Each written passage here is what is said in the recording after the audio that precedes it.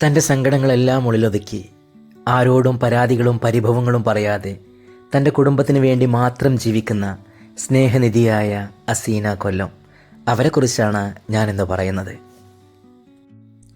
അവരുടെ 23-ാം വയസ്സിലെ ജീവിതത്തിൽ ഒറ്റപ്പെട്ടപ്പോൾ എല്ലാമായ 1.5 വയസ്സ് മാത്രം പ്രായമുള്ള പെൺകുഞ്ഞിനെ കൊണ്ട് എന്ത് ചെയ്യണമെന്നറിയാതെ ജീവിതത്തിൽ പകച്ചു നിന്ന് പോയിട്ടുണ്ട്. ജീവിതം ഒരിക്കലും തോറ്റുകൊടുക്കാനുള്ളതല്ല, ആരുടെ മുമ്പിലും കൈനീട്ടാതെ സ്വന്തം കുഞ്ഞിന് വേണ്ടി ജീവിക്കണമെന്ന ഉത്തമ ബോധ്യത്തോടുകൂടി അവർ ചെയ്യാത്ത ജോലികളില്ല. ആ അമ്മയുടെ ജീവനും ജീവിതവുമെല്ലാം ആ പൊന്നുമോക്ക് വേണ്ടി മാറ്റിവെച്ചു.